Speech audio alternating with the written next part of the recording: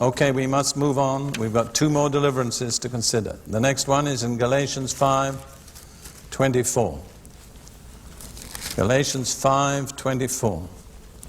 Those who are Christ's have crucified the flesh with its passions and desires. What's the deliverance from there? I didn't hear you. They have crucified the what? The flesh. What are you delivered from there? The flesh, that's right. Now we have to define what the flesh is. The flesh is not your physical body, but it's the nature that you received when you were born in your physical body.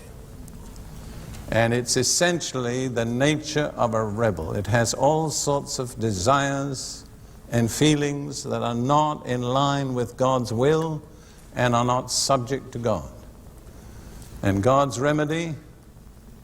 Crucifixion.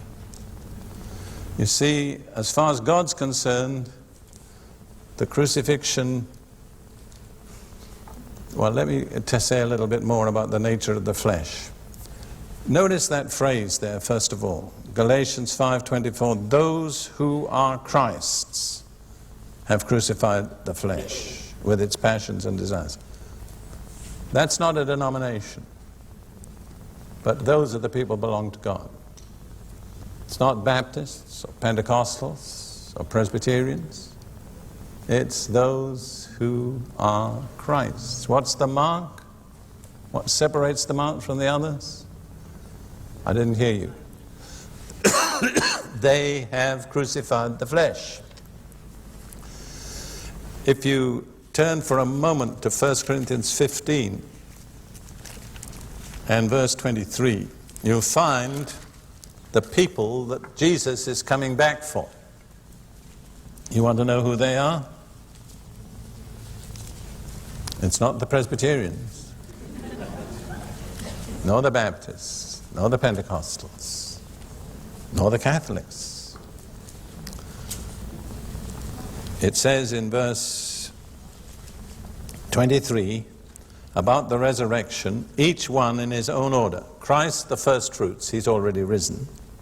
Afterward, those who are Christ's at his coming. Who is he coming for? Those who are Christ's. What's the mark of those who are Christ's? Galatians 5:24. They have crucified the flesh. So who is Jesus coming back for? Christians who have crucified the flesh with its passions and desires.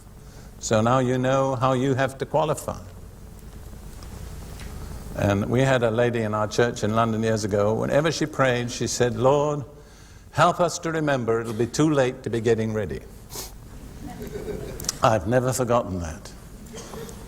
You can't leave it to the last moment. You've left it too late. You have to have already dealt with the flesh. You see, this nature that we're talking about is in direct opposition to the will and the way of God. Romans chapter 8, verses 7 and 8, Paul says, the carnal mind. Now the word carnal is the same as fleshly. It's just a different word derived from a Latin root. The fleshly mind is enmity against God. For it is not subject to the law of God, nor indeed can be. So then those who are in the flesh cannot please God. Those who are controlled by their fleshly nature cannot please God. There is no way you can do it. You can try as hard as you will. You can be as religious as you please, but you cannot do it. And then in Galatians again, 5 and 17, Paul brings out the same thought. Galatians 5:17. For the flesh lusts against the Spirit, capital S, the Spirit of God, and the Spirit against the flesh, and these are contrary one to another. Your natural fleshly desires are contrary to the way and the will of the Spirit of God, so that you do not do the things that you wish. Maybe that's a revelation to some of you. You set out with all sorts of good intentions, you consecrate yourself, you go forward at the altar of the church, you pray a nice prayer, you say, that's it, and about a month later you say, how could I ever have got so far away from what I intended to be and do? The answer is the flesh lusts against the Spirit.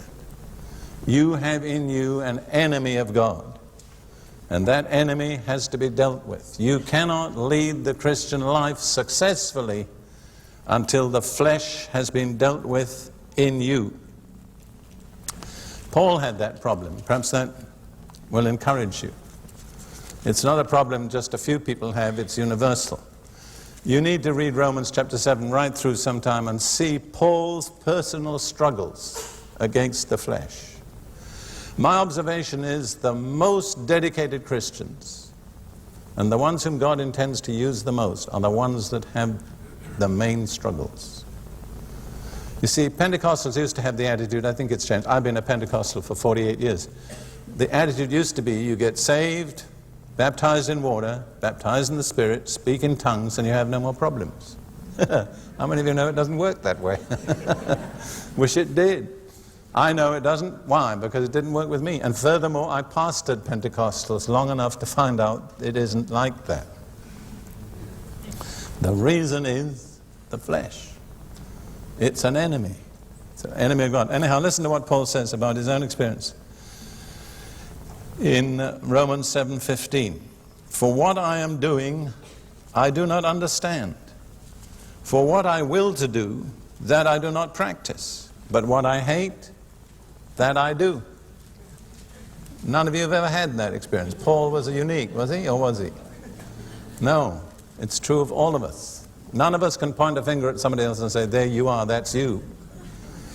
We need to look in the mirror and say, there you are, that's me. But Paul explains the reason. The reason is the fleshly nature in each one of us. It is not subject to God's law, nor can be. I would basically say religion, as opposed to salvation, is a system of trying to make the flesh behave. Makes it religious, but it doesn't enable it to please God, you see. A lot of religious people are just suppressing the flesh. They're making it conform outwardly, but the inward attitude isn't there.